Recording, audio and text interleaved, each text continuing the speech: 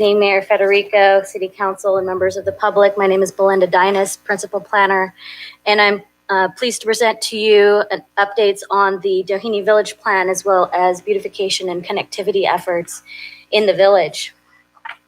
In the past 30 years, there have been a number of attempts to develop a land use plan for Doheny Village. It became evident that the current general plan and zoning ordinance adopted in 1991 have not been effective in guiding development for Doheny Village for the past 3 decades. After the city received concerns with the draft form-based code, it was crucial to listen and learn from the village residents, property owners, and business owners. Beginning in October 2017, village stakeholders and city staff collaborated to inform, consult, involve, and empower community members in the visioning and land use planning process. Stakeholders reviewed the city's general plan, goals, and policies specific to the development of Doheny Village with the intent of creating a plan that is in keeping with these policies. The goal of this planning process has been to prepare land use regulations and development standards that create a more appropriate framework for the village. We shared about the area's deep-rooted history, and we evaluated opportunities and constraints associated with planning for the future of the village. Through this re-engagement process, it became evident that public policy with vision and regulations could not be successful without a solid foundation of this neighborhood's history and culture. In March 2018, City Council adopted these guiding principles for Doheny Village, the historical downtown of Capistrano Beach. The following principles shown on this slide were developed by the community and have served as the baseline for the proposed land use and public improvement recommendations. The City Council also directed staff to continue collaboration with stakeholders in a working group, which was formed in July 2018. The group was tasked with developing a draft zoning code update and capital improvement plan in a series of regular monthly meetings that were open to the public, noticed on the city's calendar, and publicized on social media.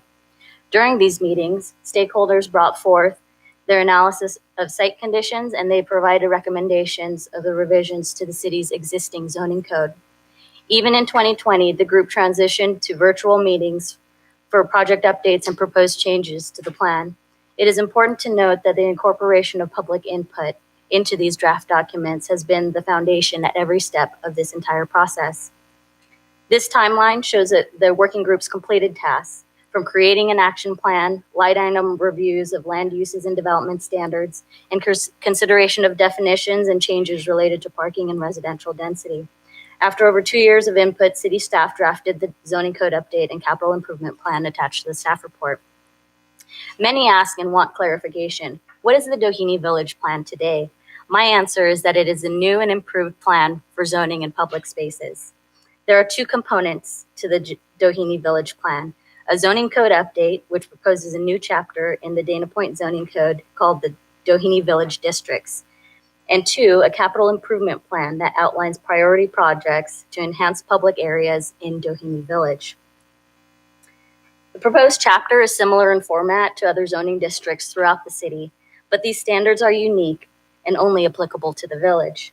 The draft chapter proposes to legalize existing non-conforming uses and modifies development standards to meet the existing pattern of development, which had been previously approved under County of Orange jurisdiction. As a result, these changes will likely spur both small and large-scale redevelopment in the area.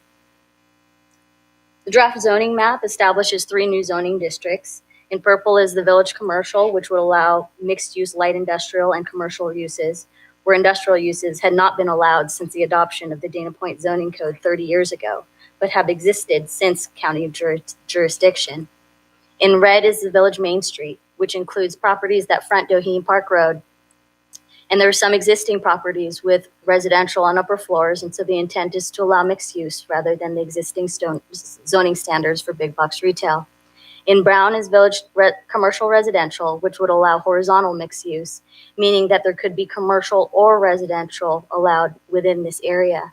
Currently, residential uses that are only allowed as accessory to primary commercial or vertical mixed use. Existing residential properties wanting to improve and expand are limited because of their non-conforming status. At present, there are no changes to the proposed community facilities and recreation zoning districts. However, the city recognizes that a separate specific plan has been initiated at the Capistrano Unified School District bus yard site. This timeline illustrates next steps in the zoning code update process. In 2020, city staff and the environmental consultant have been working on the draft environmental impact report. In 2021, it is anticipated that the project will be brought forth to the Planning Commission for review and to City Council for approval by summer 2021. Following City Council, we will then submit to the California Coastal Commission for a local coastal plan amendment. The City Council awarded a contract to Michael Baker International to prepare the environmental impact report for the Doheny Village plan. The city is receiving state grant funds to pay for approximately $160,000 of the EIR costs because of the project's contribution to the city's housing goals. The SB2 planning grant requires that the project be approved by City Council and scheduled for Coastal Commission no later than June 30th, 2022. The working group also developed a capital improvement plan which identifies recommendations for priority projects toward improving connectivity, beautification, traffic calming, and public parking in the village. Rather than develop a formal beautification plan with described design treatments and extensive construction at this time, the group sought to enhance aesthetics by proposing public art, lighting, landscape programs to be implemented right away. The group formed a village beautification committee to work on short-term projects. Community members have presented concepts for potential public spaces and industrial-inspired sculptural art. We identified potential locations for mural art and color to bring interest and dimension to the area. Members also provided conceptual renderings to highlight the neighborhood identity through signage and wall art. The working group recommends that the highest priority capital improvement project is to enhance pedestrian and bicycle connectivity from Doheny Park Road to Pacific Coast Highway, which would connect the village to the beach. I will turn it over to Matt Sinacori to provide an update on the Doheny Park Road PCH connectivity project. Good evening, Mayor and Council. It's a pleasure to be here with you tonight. I just first want to thank Belinda and Brenda for including Public Works in this process. It's been a very involved one, and we've enjoyed working with them and the Doheny Village Working Group on moving some of these projects forward. Just a couple of things before I walk you through these concepts, and that's my whole goal tonight, is to be as short as I can just to explain what the job involves. First, I think it's important to note in the staff report that this is listed as the highest, and they use the words very high compared to every other project in the list. So this is the highest priority project to the Doheny Village Working Group and others. Also, our plan would be in the budget process to bring a recommendation to hold as a placeholder in the fiscal year 22 budget some funds for design. I'm working on what those numbers would be, but currently it's probably in the range of about $400,000 of the Doheny Village beautification money that's already set aside for this area.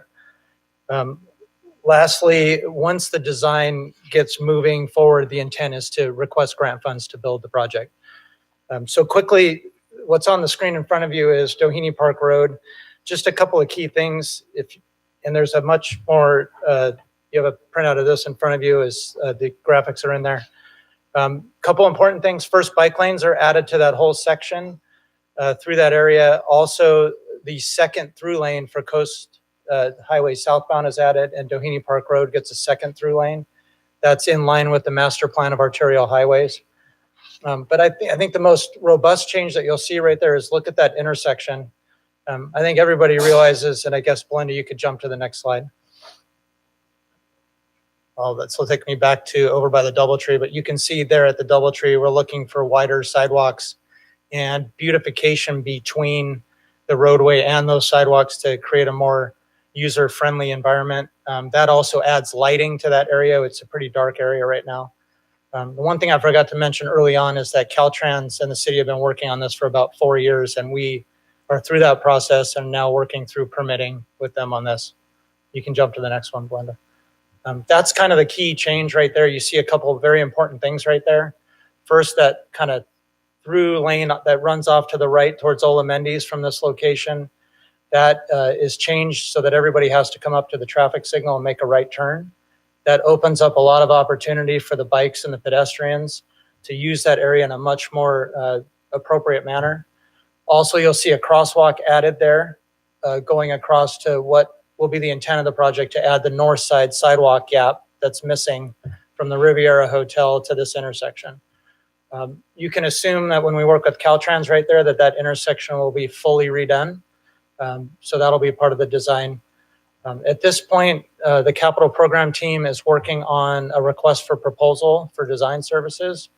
The important thing I want to leave with the council is that the scope of this job, I mean, we're looking at a picture now. There's a lot of detail to this. And it's going to take us some time to really dive into what that scope of work is. With that, I'll leave it to questions. Thank you. Thank you, Matt. Lastly, I encourage the greater Dana Point community to engage with us and learn more about the Doheny Village plan. With the COVID-19 pandemic, traditional forms of in-person outreach are simply not possible. However, the working group members and staff have created a comprehensive engagement strategy. Beginning with updates to the project's webpage on the city's website, danapoint.org, please sign up for email notifications, take a look at the updated frequently asked questions page, review the most recent draft documents, and read about the project's timeline. All of those documents have been updated today. We will have a separate playlist for Doheny Village on the city's YouTube page, which will feature pre-recorded presentations and video clips to learn about the Doheny Village plan. Starting in March through May, there will be opportunities for anyone to join 1-hour virtual office hours with city staff in online sessions or Zoom or some other format. It will be an open forum for people to ask questions and provide feedback on the plan, and working group members have committed to joining in on the conversation as well. There will be several opportunities to engage with officials through participation in public workshops and hearings with the Planning Commission and City Council. The public can provide written comments or attend in person. All of these meeting dates will be posted on the city's calendar and sent to those on the interested parties email list. Of course, there will be a dedicated social media and marketing campaign specifically for this project. Facebook posts, Instagram, Dana Point Times articles and ads, and even an ad in the CNR R&R trash bill mailer, as well as physical notices sent to all Doheny Village residents and property owners. The ideas for this public outreach plan would not be possible without the contribution of the working group in the Doheny Village Merchants Association and the immense work that they all did to get this project to this point. Community members committed countless volunteer hours at every single one of our late night meetings. They led one-on-one talks and all of our group walkabouts throughout the neighborhood. They were the ones surveying the sites, compiling research, writing development standards, crafting renderings, and sharing so many firsthand historical accounts, all of which to highlight how important it is to preserve and enhance the village, Doheny Village, the heart of Capistrano Beach. I would like to personally thank the working group and the members of the Merchants Association for all of their hard work and dedication. Staff recommends that the City Council receive and file the staff status report. With that, I would be happy to answer any questions. Thank you. Thank you, Ms. Dinas. To us, this is a receive and file, so our opportunity to share ideas, discuss, give any direction to staff if we feel we need to, but no action that we need to take tonight. Anyone have anything? Mr. Frost? Thank you, Mr. Mayor.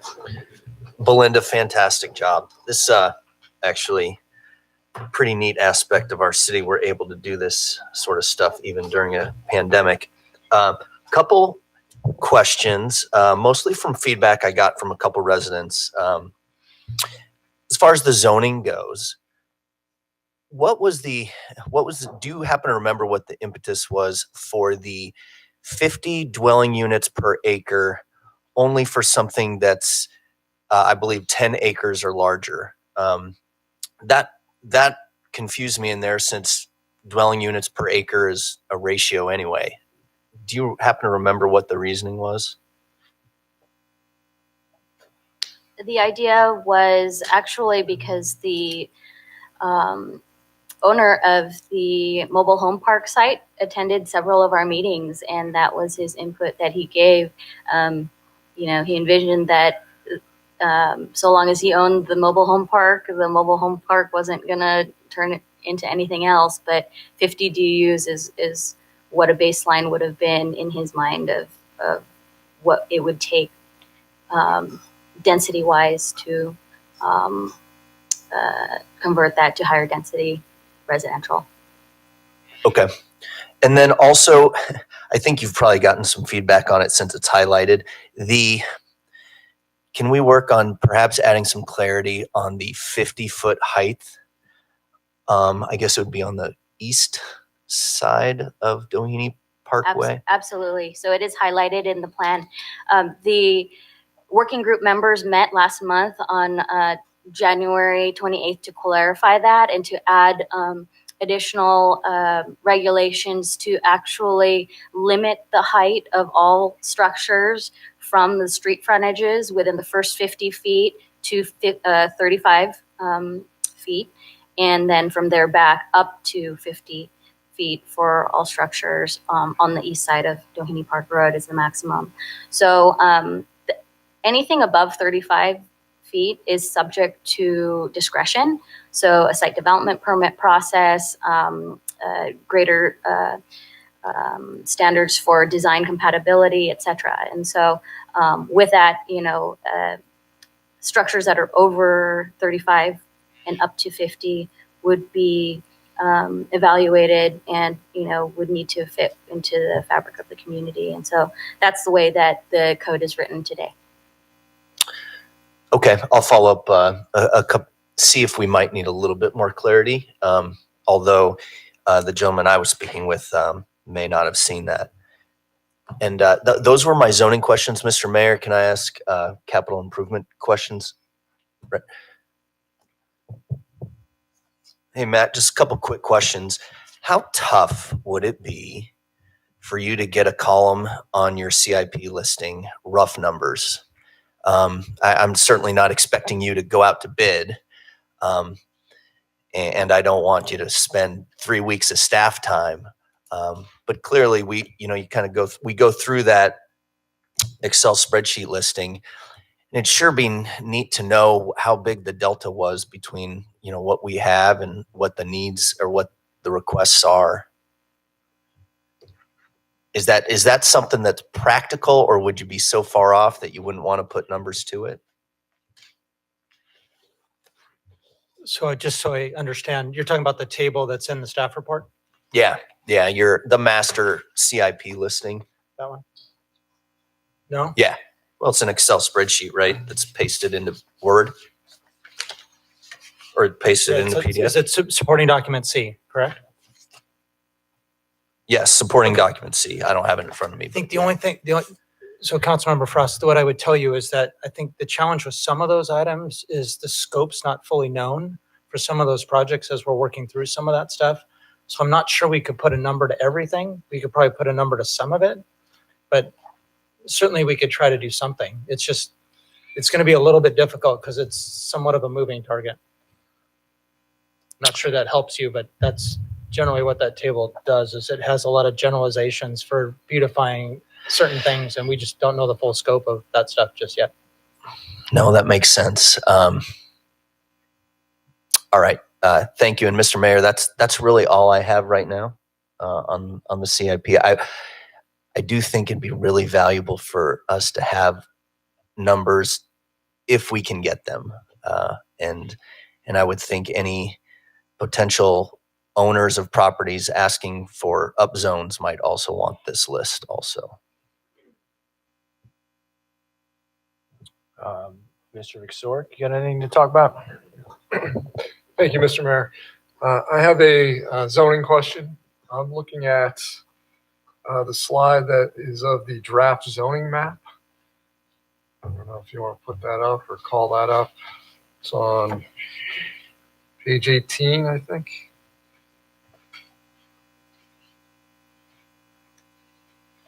So just to go over the zoning again, and my question has to do with my understanding. Basically, the purple could be for industrial.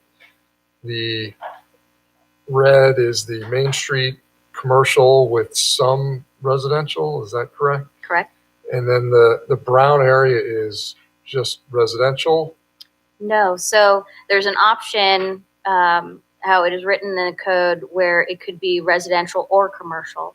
Right now, the way that the zoning code is written is that commercial is required and residential is ancillary or secondary.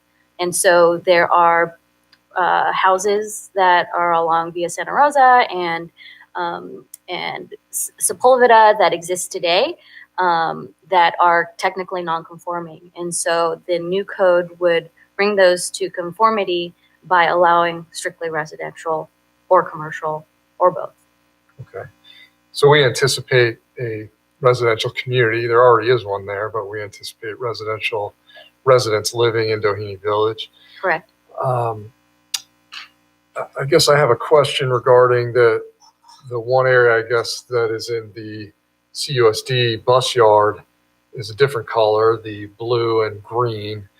And blue is for community facilities and green is for recreation. Can you explain what that means, what goes in there? Absolutely. So community facility zone is generally a public facilities or technically it is allowed to have up to 30 dwelling units per acre of residential multifamily dwelling units. And so public and quasi-public uses are generally allowed in the community facility zone. In the recreation zone, it is generally park, open space, and those types of uses. And so this is how it is identified in the current general plan and zoning ordinance. The community facilities zone is approximately 4.4 acres of the site and recreation area of 1.1 acre. And it is approximately 100 feet parallel to Sepulveda is the area in which is identified as recreation. And the working group was very specific in maintaining that, but understanding that the specific plan would be a separate application. Okay, so to follow up on that, the recreation you said is an example would be a park. Is Correct. is it required to zone something as recreation to have a park? For example, because the purple, red, and brown areas are not zoned for that, can you put a park anywhere else? Or do you have to zone it as recreation? Yes, and so the idea, given that there is a residential uses in the immediate proximity, that there would be recreation facilities in the neighborhood, and that was the intent of zoning it as such. Oh, yes, and you can have recreational uses in the other zones as well.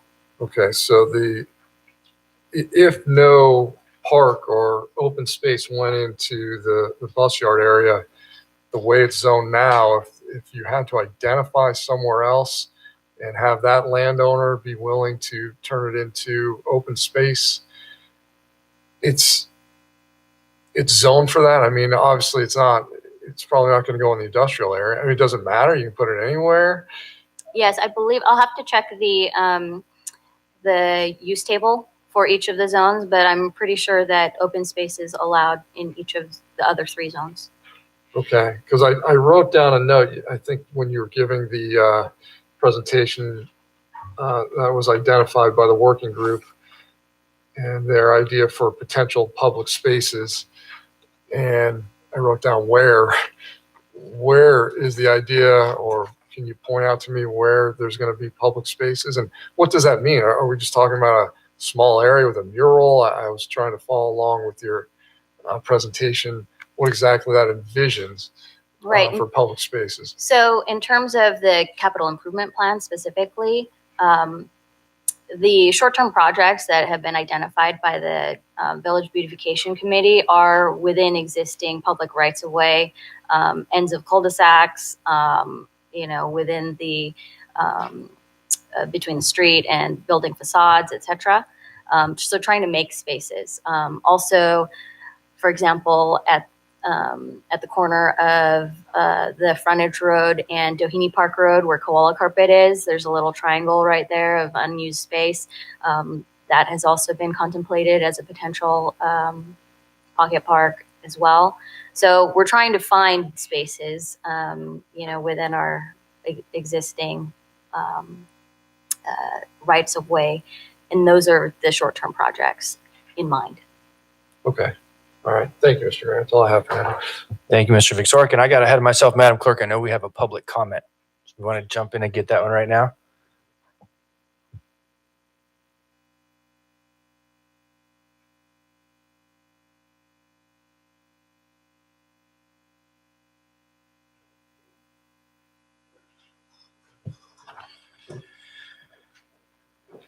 And this is Jim Shad, a resident of Capitol Beach. Mr. Shad, as always, 3 minutes for public comment. We'll let the timer will let you know if you're getting close. Thank you. Thank you. Again, Jim Shad, Doheny Village property owner and resident. I'm here to discuss 2 items regarding this connectivity status update that you've received. Item 1 relates to the wording of the 50-foot height aspect in the update. I believe there's some confusion with the wording that might make developers feel that they can come in and build 50-foot boxes, which was never the intent of the working group. And so I just ask that council, direct staff, or staff continues to work with the merchants and the working group so that we can get wording so that people don't make assumptions that they can come in and just build 50-foot boxes. Item 2 involves the connectivity issue. And I want the council to understand that the item A on supporting document C is the connectivity plan, which is south at the south end of Doheny Village, and it's vital for connectivity.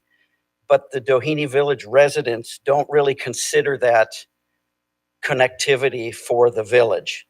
It serves a purpose for people coming from the south, and it makes it a little safer for people coming from the south. It makes it safer from people traveling south, but it's not very centrally located for Doheny Village residents. So item P on that supporting document spells out connectivity that's more centrally located in the village.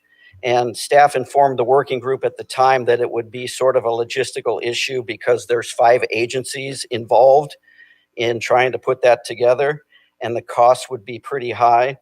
But this is the option that most of the residents of Doheny Village considered to be the most workable and central.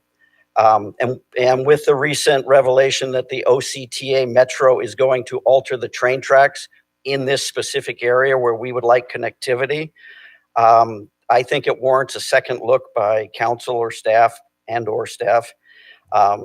I take you back 2 weeks ago, the council voted to allow an EIR for high density apartments, which is forward looking, even though I don't agree with that particular project. And I'd like to continue that forward looking aspect and look at making more centrally located connectivity to the beach for the people, for the existing residents and the new residents, for whatever lands on that property eventually. So I ask that you just take a look at that and just let the working group know what you come up with and decide. Thank you. Thank you, Mr. Shad. Madam Clerk, anything else? Yes, I have a few comments to read as Okay. well. Thanks. The first one is from Stephen Reed regarding Doheny Village Plan, Beautification, and Connectivity Update. City Manager and City Council, I've been a resident of Capistrano Beach for over 32 years, and hopefully the city will begin to allocate more significant tax dollars to the Capistrano Beach section of our wonderful city. Many of the ideas in Doheny Village Plan are well thought out and long overdue. However, several sections that are being considered appear to reach no conclusion because of funding constraints. I can't help but think this is because so many of our city's capital expenditures have been allocated and committed to the Lantern Village and Monarch Beach areas of our city rather than the Doheny and Capistrano Beach areas of our town. One only needs to stand on PCH at the south entrance to our city and look south and then turn north to see the stark difference as you enter Dana Point versus San Clemente. The view to the south into San Clemente includes a beautiful dedicated walking / bike path property landscaped and is extremely attractive entrance to the city.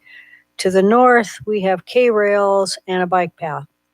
Yes, this is safe, but a much less attractive entrance to the city of Dana Point from PCH and not as representative as other entrances to the city.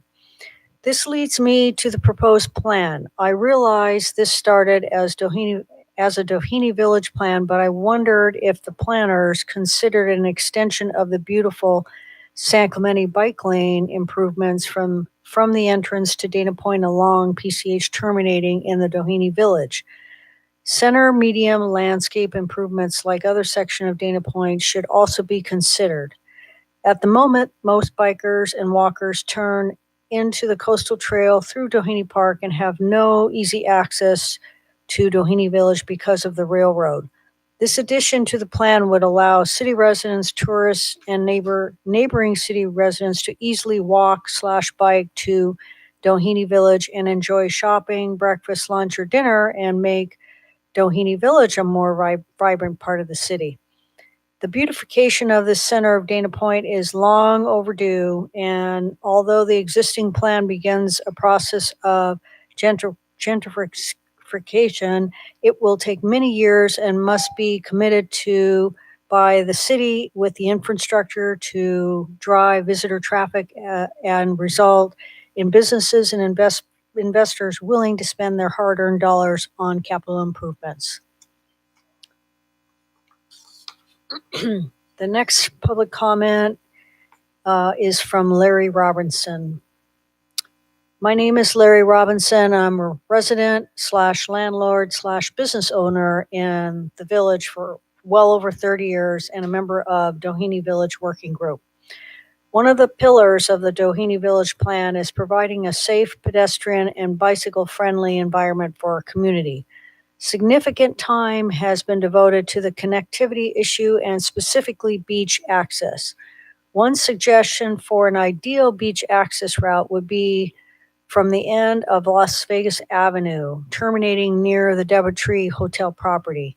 The primary hurdle has been the train tracks. Now that the Sarah siding extension project is in the works, that seemingly impossible impediment would be reconstructed and an unexpected opportunity presents itself to construct a pedestrian access route under the new train tracks. I've included a photo of just such a route in Encinitas near Swami's. What might also come into play is the proposed build-out of the bus yard by the Toll Brothers. I want to commend Councilman Mueller and Vicsoric for voicing concern that the scale and density would impact the vision of the Doheny Village plan. By including this connectivity in their plans, our vision could be enhanced by the Toll Brothers project. Rarely do circumstances come together to accomplish what previously seemed impossible. The Sarah Siding Extension Project and the Toll Brothers project present a rare opportunity for collaboration on a solution that could be a win-win for all concerned. I want to thank Belinda for implementing the Doheny Village Working Group and guiding us along the way, and for the City Council attention to these matters. I would like, the next comment is from Tony Nelson in Capistrano Beach. I would like to congratulate the Planning Department, particularly Belinda Dines and the members of the Doheny Village Working Group on a job well done on the draft zoning code for the Doheny Village plan. The group has worked for more than 2 years looking at every aspect of the code, and members have been careful stewards of their responsibility to the property owners and businesses and residents of the community. The recent changes in setbacks for taller buildings and the decision to confine residential development to upper floors of the mixed-use developments show a sensitivity to the aesthetics and livability of the area. I am particularly pleased to see that the connectivity of the village to Doheny State Park and the rest of Dana Point still has top priority. But I am concerned that there is no funding assigned for this or indeed any of the major capital improvements contemplating in the plan. I'm hopeful that the city's finances will improve as the effects of the pandemic start to recede, that grants may become available, and or that developers can be asked to contribute to the needed public infrastructure improvements.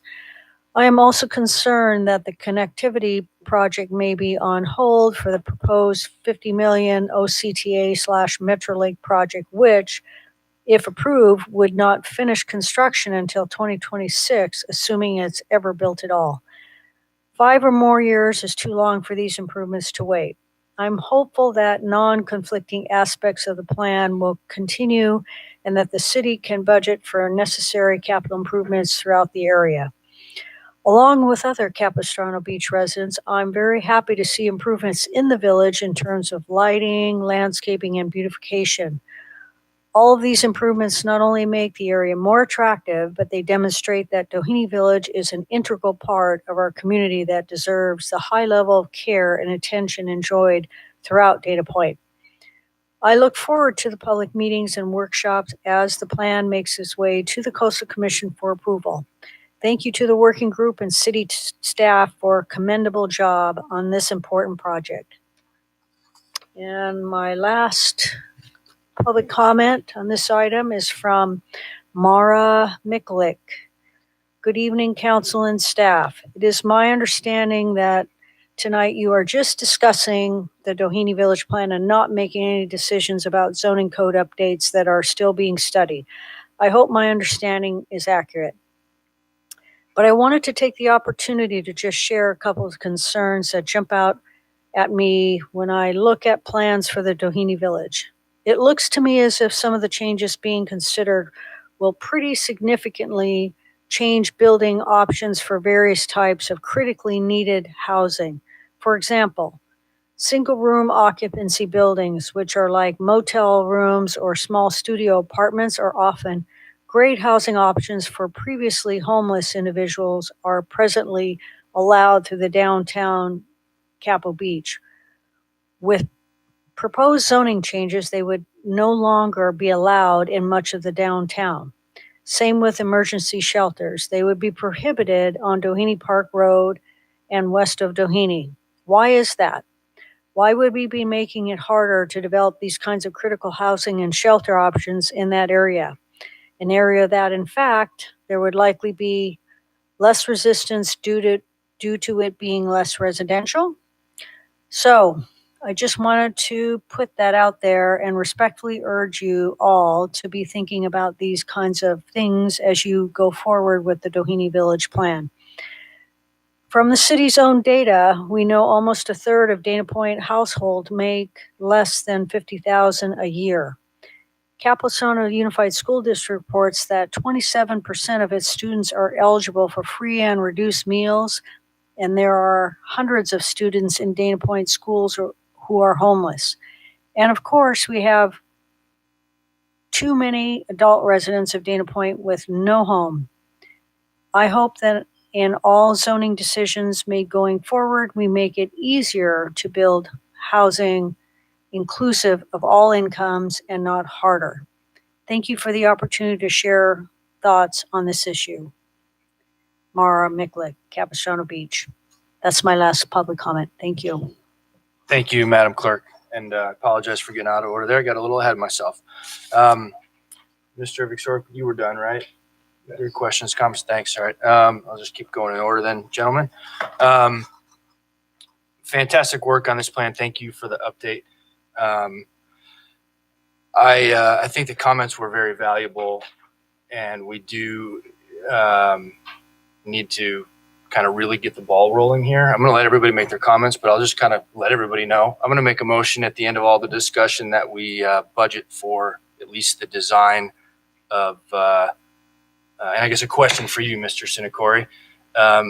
would it be helpful to you? I know we've got money in the accounts earmarked for this, but if the council gave you direction to budget for design of the pedestrian connectivity, would that be helpful to you? Do you need that direction in order to spend that money, Mr. Kilbrew? The council would have to not only approve the budget, but also the contract. So your direction to put it in the budget, it would be appreciated. Okay. Well, we'll let all the discussions go first. Maybe we'll see what else everyone else wants to do, but I'm going to do that before we're done, so you guys know. Quick question about beautification and art projects. I know you've got a bunch of those sort of in line.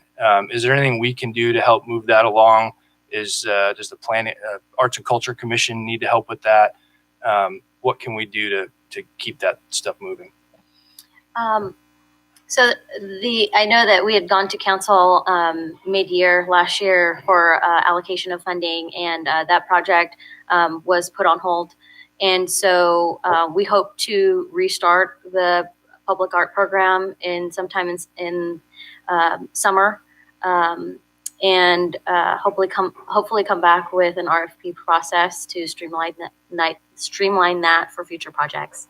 And so anticipate that in the next few months. Okay, thanks. Mr. City Manager, is there a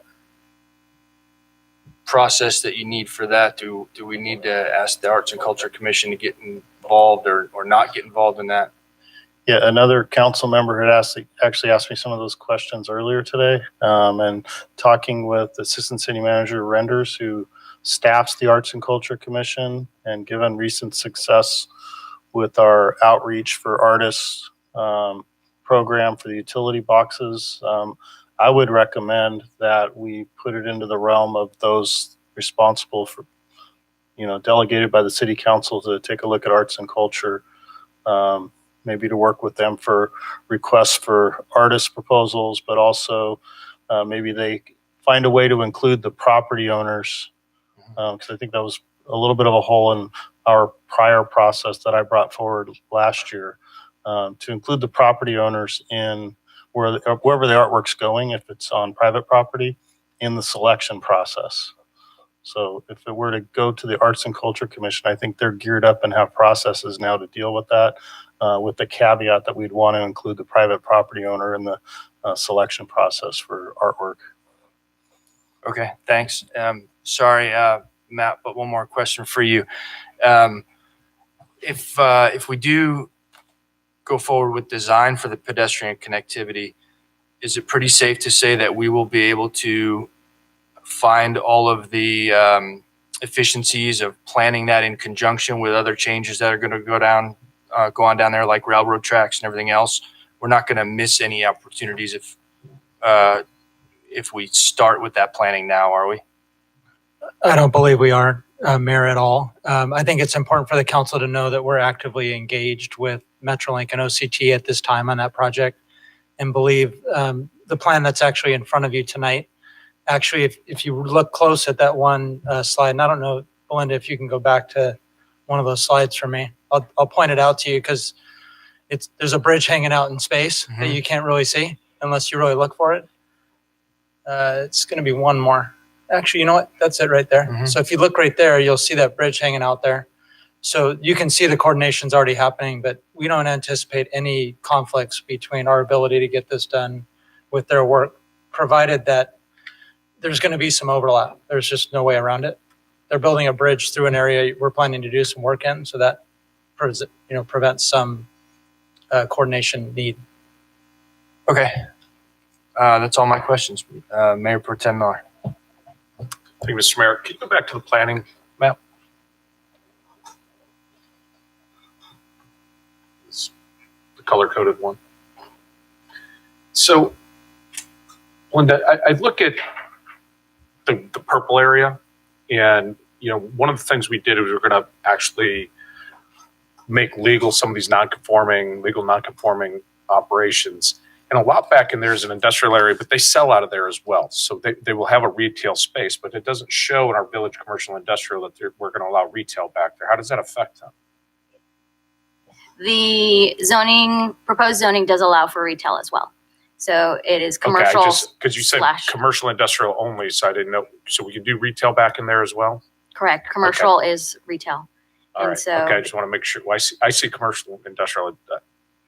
I guess I don't read it the same way you do. But Sure. okay, I just want to make sure that we're doing that. In the intent and purpose of this particular zone, it clarifies that it is considered a mixed use zone, commercial and industrial. Okay, perfect. And then Matt, can you go hop back up? And I'm not sure which map I'm looking at, but how are we going to get pedestrian, if we don't get the underpass, and I'm going to talk about that in a second, if we don't get it, how do we get connectivity underneath PCH to go down Coast Highway? I know there's a walk, there's a sidewalk there, but that on-ramp, if you're coming towards the coast on Doheny Road and you're going to go up coast on PCH, that can get to pretty high speed, and there's a pedestrian crossing there. Which map am I looking at that's going to handle that? Okay, I just want to make sure I understand the question. So if It's more of, we're looking at how we've changed how we're getting onto Coast Highway, but this is over by the Doubletree. I'm looking at the underpass we go under as we go into Doheny Village. So it's this, but it's the area we're going up. If we're at Coast Highway, we turn left and go into the village. So, Belinda, if you could flip back, I think it's one more. You're talking about that one, right? I'm looking at the other side of the street, though. You see the freeway on ramp that's going up coast, Right. So, and there's no light there. And so as soon as you get through the light, and this one's really confusing to me because the streets aren't here. Maybe I'm missing something. Matt, I think he's talking about from where U-Haul is, Yeah, right at the U-Haul station. heading into town, the proper part of town, the Aesberger side of the Yeah. creek. got it. That's a great question. So I will ride my bike into town often just to test everything. Mhm. It's actually legal, if you can believe it, to ride over that. Yeah, I know. And I know. I've done it many times. It doesn't feel all that uncomfortable in there, but right now the plan would be that they go through Doheny and link back at Dana Point Harbor Drive. Well, I'm more concerned about the speed at that on-ramp because you have the stoplight at the U-Haul. Yep. And then it's a sprint up that ramp. Got it. And we have pedestrians crossing over there trying to get over to our current connectivity solution. What are we going to do about that? That seems dangerous to me. And I don't see anything on here on how we're going to address it. It's a great question. Right now, there's nothing shown on this concept, but it's certainly something we can take back and work on. Well, I think because this is all part of the plan, I think we need to address that at the same time. Because I see skateboarders going up that ramp and people walking up that Right. ramp. It's actually, I would never do it myself because it would terrify me when I see the pedestrians on it. It's scary to me. Yeah, So, I mean, again, so two things I'm hearing is first, just trying to keep people from going up there to give them a better option. So we're Right. trying to improve that connectivity to make it more attractive, add lighting, add beautification, say this is the way to go to get to the beach. So that's one thing. Mhm. But also the concern about that right turn going up that ramp with that crosswalk right there. I mean, Mhm. that's challenges it's Caltrans right away, and right. we'll have to work with them a little closer on that. Well, and if you need help, obviously, I sit on OCTA, just so the council knows, the double tracking they're talking about down there, the engineers have been working on it and they're doing a great job. But one of the things that Metrolink doesn't understand is has a huge impact on our community. That double track will allow them to stack trains on the beach so they can pull one over, get one past, and bring the other one back out. And they don't understand we need mitigation for that, not technical mitigation. We need a quality of life mitigation. And so we're working really hardly, and I know staff's been working, diligently with Metrolink and OCTA, but we're trying to get an underpass probably at Las Vegas because it's already double tracked at Victoria. And I think that's one of the things, and I don't see that on here. And I think that's something we should design in, whether we get it or not, but we should be ready for it, that it could be part of our solution, because I do believe ultimately we will get something at that point. I tried to get at-grade and they laughed at me. So yeah, we're going underpass. They're trying to close all their at-grade crossings right now anyway. That's one. We have another one that we're talking about in Jamie's district 3 over by new canal site. So, but I think we need to add that in because, I've got 2 years left on OCTA and hopefully maybe more, maybe not. And I'm gonna work diligently to get that for us because I think that is the key to our connectivity to the beach out of the village. And I believe that's what Mr. Shad was talking about. I was looking through the attachment and I couldn't figure out which one he was discussing, but that is absolutely on my radar. I work with OCTA and CEO Johnson on that all, weekly, trying to figure out how we get MetroLink to listen to our needs down in this area. So I think that was it. I want to thank, the staff and Ms. Dines and the Merchants Association and the working group down there. This has been a long process. I remember when I got elected in 2014 with Councilmember Vic Sorick, we both talked about the Doheny Village Revitalization Plan. We're 6 years in and we're not quite there, but hopefully we'll get it across the finish line before we're done in 2 years. And wow, that'd be crazy. We got Town Center, the harbor, and Doheny Village all done in 8 years. Good job, Rick. Good work. So anyway, so thank you so much for all your hard work on this. This is incredibly important. I would like to address one of the speakers said that he feels we spent more money in Town Center and up in Monarch Beach. If you go back and look at our capital improvement dollars, they've been spent equally across the city, including Capitol Beach has gotten actually a higher percentage than those other areas. You may not see it because it's been infrastructure, it's been curb and gutter, it's been, drains, runoff drains, sewer drains. But we've spent a lot of money down there. And quite frankly, till recently, they haven't really come up and asked for this beautification. I mean, when I say recently, I mean within the last 6 years. And so we're working diligently on that. We've been listening to that. And one of the things we did to try to offset some of those costs, and I brought this up, I think I did it 4 years ago now, 3 years ago, is all of the development impact fees that we collect on Town Center are now going into the Doheny Village Beautification Plan. So we are trying to supplement that area to make sure that we have the funds to do this project. So, Mr. Sinacory, get your pencil sharp if we're going to start putting this into the budget, because right now, we all know that our revenue's been a little bit short this year. But with that, that's all I have right now. Thanks. I don't have any questions, just some general comments. Again, thank you for the work for you and all the city staff. I mean, this is, Doheny Village is extremely important, not only to Dana Point, but obviously to District 5, all of Capitol Beach residents. We go down there, we go to the shops, we go to Big Five, we go to Smart and Final, and it needs a facelift, right? Badly. And I wish this process was quicker so that we can get that facelift done so it does look like the rest of the city. And it is a valid point, right? And you're right. It appears that it's unbalanced, but I'm sure that it's not. But it certainly appears that way.